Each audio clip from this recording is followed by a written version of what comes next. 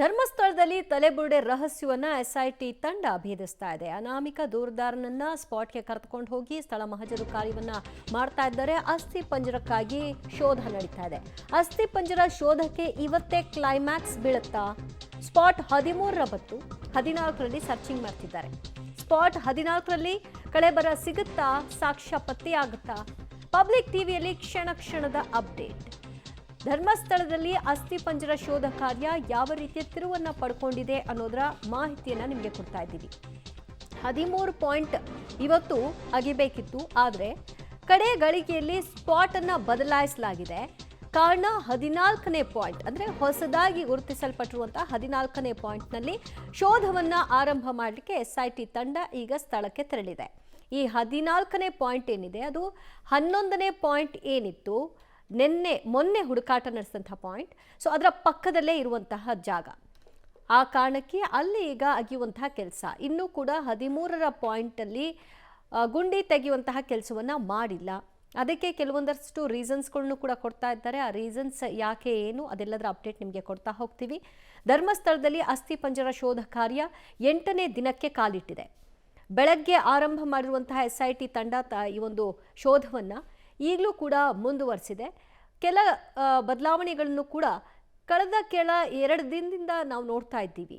11ನೇ ಪಾಯಿಂಟ್ನಲ್ಲಿ ಗುಂಡಿ ಆಗಿಬೇಕಿತ್ತು. ದಿಢೀರಂತ ಬೆಟ್ಟದ ಮೇಲ್ಭಾಗಕ್ಕೂ ಗುಡ್ಡದ ಮೇಲ್ಭಾಗಕ್ಕೆ ಹೋಗೋಣ ಅಂತ ಅನಾಮಿಕ ಕೇಳ್ದ. ಅದಾದ ನಂತರದಲ್ಲಿ ಅಲ್ಲೂ ಹೋದ್ರು, ಯಾವುದೋ ಒಂದು ಅಸ್ಥಿ ಪಂಜರ ಸಿಕ್ತು. ಅದು ಗುಂಡಿ ಒಳಗಿನ ಅಸ್ಥಿ ಪಂಜರ ಅಲ್ಲ, ಭೂಮಿ ಮೇಲೆ ಬಿದ್ದಿದ್ದಂಥ ಅಸ್ಥಿ ಪಂಜರ. ಅದಾದ ನಂತರದಲ್ಲಿ ನಿನ್ನೆ 11 ಮತ್ತು 12ರಲ್ಲಿ ಶೋಧ ನಡೆಸಿದ್ರು. ಯಾವ ಕಳೆ ಬರಹವೂ ಕೂಡ ಸಿಗಲಿಲ್ಲ. ಇವತ್ತು ಕಡೆಯದಾಗಿ 13ನೇ ಪಾಯಿಂಟ್ನಲ್ಲಿ ಶೋಧ ಆಗಬೇಕಿತ್ತು. ಸ್ಪಾಟ್ನ ಬದಲಾಯಿಸಲಾಗಿದೆ. 14ನೇ ಪಾಯಿಂಟನ್ನು ಹೊಸದಾಗಿ ಗುರುತಿಸಲಾಗಿದೆ. ಇದು ಕೂಡ ಅನಾಮಿಕ ದೂರದಾರ ತೋರಿಸಿರುವಂತಹ ಸ್ಥಳ. 13ರ ಬದಲು 14ನೇ ಪಾಯಿಂಟ್ಗೆ ಶೋಧ ಶಿಫ್ಟ್ ಆಗಿದ್ಯಾಕೆ? 14ನೇ ಪಾಯಿಂಟ್ನಲ್ಲಿ ಈಗ ಉತ್ಖನನವನ್ನ ಆರಂಭ ಮಾಡಲಾಗಿದೆ. ಪಾಯಿಂಟ್ 14ಕ್ಕೆ ಅನಾಮಿಕನನ್ನ ಎಸ್ಐಟಿ ಟೀಮ್ ಕರ್ಕೊಂಡು ಹೋಗಿದೆ. ಪಾಯಿಂಟ್ 11ರ ಪಕ್ಕದಲ್ಲೇ ಇರುವಂತಹ ಪಾಯಿಂಟ್ ಇದು 14. 2 ದಿನದ ಹಿಂದೆ ಮೂಳೆಗಳು ಸಿಕ್ಕಿದ್ದ ಸ್ಥಳದಲ್ಲಿ ಈಗ ಶೋಧವನ್ನ ಮಾಡ್ತಾರೆ. 2 ಮೂಟೆ ಉಪ್ಪನ್ನು ಕೂಡ ತನಿಖಾಧಿಕಾರಿಗಳು ತರಿಸ್ಕೊಂಡಿದ್ದಾರೆ. ಉಪ್ಪನ್ನ ತರಿಸ್ಕೊಂಡಿದ್ದಾರೆ ಅಂದ್ರೆ ಅಲ್ಲೇನೋ ಕಳೆಬರ ಸಿಕ್ಕಿರಬೇಕು ಅನ್ನುವಂತಹ ಅರ್ಥವನ್ನ ಕೊಡುತ್ತೆ.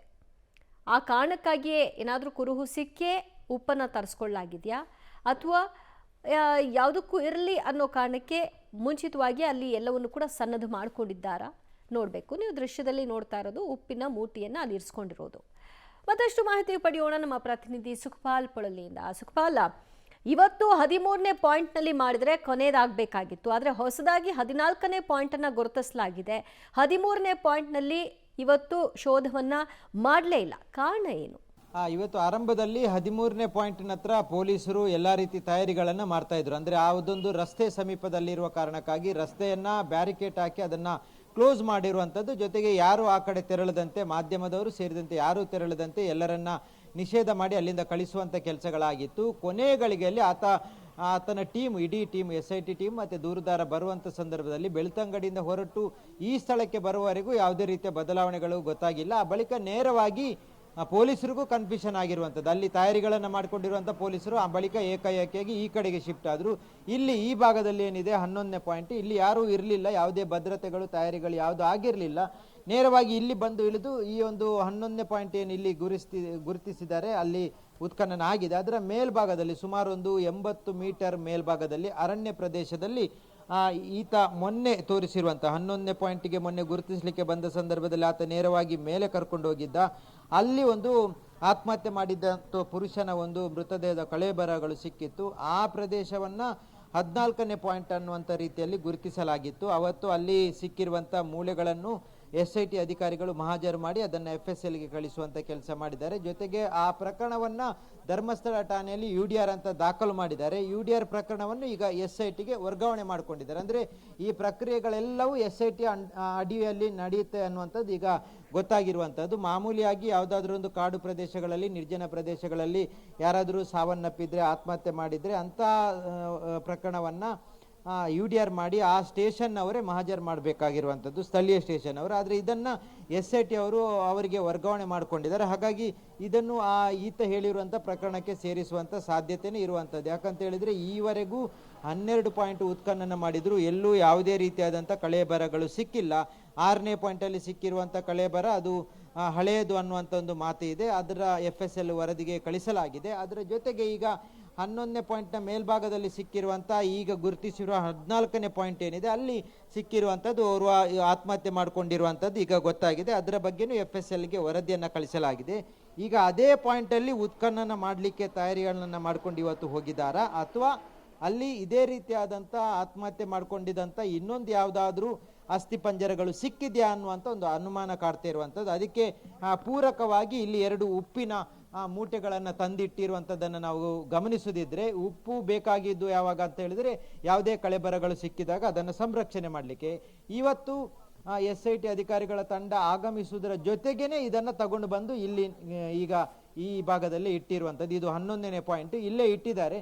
ಇಲ್ಲಿಂದ ಮೇಲ್ಭಾಗಕ್ಕೆ ತಗೊಂಡು ಹೋಗ್ಲಿಕ್ಕೆ ಅದು ಅನಿವಾರ್ಯ ಇದ್ದಾಗ ಅಲ್ಲೇನಾದರೂ ಕಳೆಬರಗಳು ಸಿಕ್ಕಿದ್ರೆ ಈಗ ಉತ್ಖನನ ಮಾಡುವಂಥ ಪ್ರೊಸೆಸ್ ಆರಂಭ ಆಗಿದೆಯಾ, ಅಥವಾ ಏನಾದರೂ ಅಲ್ಲಿ ಬೇರೆ ಆತ್ಮಹತ್ಯೆ ಮಾಡ್ಕೊಂಡಿರುವಂಥ ಪ್ರಕರಣದ ಯಾವುದಾದ್ರೂ ಕಳೆಬರಗಳು ಸಿಕ್ಕಿದೆಯಾ, ಅದರ ಮಹಜರ್ ಮಾಡ್ತಾರಾ ಅನ್ನುವಂಥದ್ದು ಇನ್ನಷ್ಟೇ ಬೆಳಕಿಗೆ ಬರಬೇಕಾಗುತ್ತೆ. ಈಗ ಸದ್ಯದ ಮಟ್ಟಿಗೆ ಅಲ್ಲಿಗೆ ಇಡೀ ತಂಡ ಹೋಗಿರುವಂಥದ್ದು ಮಧ್ಯಾಹ್ನ 1 ಗಂಟೆಗೆ ಹೋಗಿರುವಂಥದ್ದು. ಮಾಮೂಲಿಯಾಗಿ ಯಾವತ್ತು 11 ಗಂಟೆ ಸುಮಾರಿಗೆ ಹೋಗ್ತಾರೆ, ಆದರೆ ಇವತ್ತು 1 ಗಂಟೆಗೆ ಅರಣ್ಯ ಪ್ರದೇಶದೊಳಗೆ ಹೋಗಿದ್ದಾರೆ. ಅಲ್ಲೇನಾದರೂ ಉತ್ಖನನ ಮಾಡ್ತಾರಾ, ಅಥವಾ ಅಲ್ಲೇನಾದರೂ ಮೊನ್ನೆ ಹೋದಂಥ ಸಂದರ್ಭದಲ್ಲಿ ಏನಾದರೂ ಇತರೆ ಮೂಳೆಗಳು ಸಿಕ್ಕಿರುವಂಥ ಸಾಧ್ಯತೆಗಳಿದೆಯಾ, ಅಥವಾ ಬೇರೆ ಅಸ್ಥಿಪಂಜರಲ್ಲಿ ಗಮನಿಸಿದಾರಾ, ಅದನ್ನು ಮಹಜರ್ ಮಾಡ್ತಾರಾ ಅಥವಾ ಉತ್ಖನನ ಮಾಡ್ತಾರಾ ಅನ್ನುವಂಥದ್ದು ಇನ್ನಷ್ಟೇ ಗೊತ್ತಾಗಬೇಕಾಗುತ್ತೆ. ಈಗ 1 ಗಂಟೆಗೆ ಹೋಗಿರುವಂಥ ಕಾರಣಕ್ಕಾಗಿ ಇಂದು ಒಂದಷ್ಟು ಸಮಯಗಳ ಬಳಿಕ ಸಂಪೂರ್ಣವಾದಂಥ ಒಂದು ನಿಖರವಾದಂಥ ಮಾಹಿತಿ ಸಿಗುತ್ತೆ. ದಿವ್ಯಾ, 13ನೇ ಪಾಯಿಂಟೇ ಕೊನೆಯದಾಗಿದ್ದರಿಂದ ಸಹಜವಾಗಿ ಇಲ್ಲಿಗೆ ಕೊನೆಗೊಳಿಸ್ತಾರಾ ಒಂದು ಶೋಧ ಕಾರ್ಯವನ್ನು ಅನ್ನುವಂತಹ ಪ್ರಶ್ನೆ ಕೂಡ ಇತ್ತು.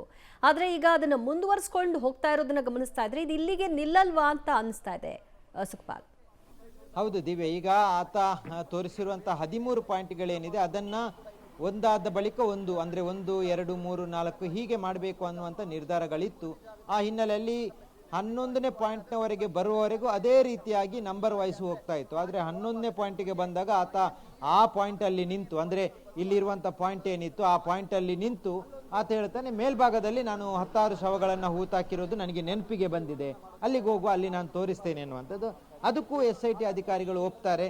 ಆ ಸಂದರ್ಭದಲ್ಲಿ ಕೆಲವು ಗೊಂದಲಗಳು ಆಗಿರುವಂಥದ್ದನ್ನು ಈಗ ಮಾಹಿತಿ ಇರುವಂಥದ್ದು. ಅಂದರೆ 11ನೇ ಪ್ಲೇಸನ್ನೇ ಅಗಿಬೇಕು ಅನ್ನುವಂಥದ್ದನ್ನು SIT ಅಧಿಕಾರಿಗಳು ಹೇಳಿದರೆ, ಆತ ಹೇಳಿರುವಂಥ ಹಿನ್ನೆಲೆಯಲ್ಲಿ AC ಸ್ಟೆಲ್ಲಾ ವರ್ಗೀಸ್ ಅವರು ಹೇಳ್ತಾರೆ ಆತ ಹೇಳಿದ ಜಾಗಕ್ಕೆ ಹೋಗುವಂಥ. ಆ ಸಂದರ್ಭದಲ್ಲಿ SIT ಅಧಿಕಾರಿಗಳಿಗೂ ಮತ್ತು ಸ್ಟೆಲ್ಲಾ ವರ್ಗೀಸ್ AC ಅವರಿಗೂ ಸ್ವಲ್ಪ ಗೊಂದಲಗಳು ಸೃಷ್ಟಿಯಾಗಿತ್ತು. ಆ ಬಳಿಕ AC ಅವರು ಹೇಳಿದ ರೀತಿಯಲ್ಲೇ ಮೇಲ್ಭಾಗಕ್ಕೆ ಹೋಗಿ ಅಲ್ಲಿ ಏನು ಸ್ಥಳವನ್ನು ಗುರುತಿಸಲಿಕ್ಕೆ ಹೋದರು. ಆದರೆ ಅಲ್ಲಿ ಬೇರೆ ಒಂದು ಮೂಳೆ ಸಿಕ್ಕಿರುವಂಥದ್ದು. ಈಗ ಅದಾಗಿದೆ. ಈಗ 14ನೇ ಪಾಯಿಂಟ್ ಅನ್ನುವಂಥದ್ದನ್ನು ಗುರುತಿಸಿಕೊಂಡಿದ್ದಾರೆ. ಈಗ ಅಲ್ಲಿ ಏನಾದರೂ ಸಿಗುತ್ತೆ, ಇಷ್ಟರವರೆಗೆ ಸಿಗದೇ ಇರುವಂಥದ್ದು ಅಲ್ಲೇ ಸಿಗುತ್ತೆ ಅನ್ನುವಂಥ ಒಂದು ನಂಬಿಕೆ ಇರುವಂಥದ್ದು ಯಾರಿಗೆ, ದೂರುದಾರರಿಗೆ, ಜೊತೆಗೆ SIT ಅಧಿಕಾರಿಗಳಿಗೆ.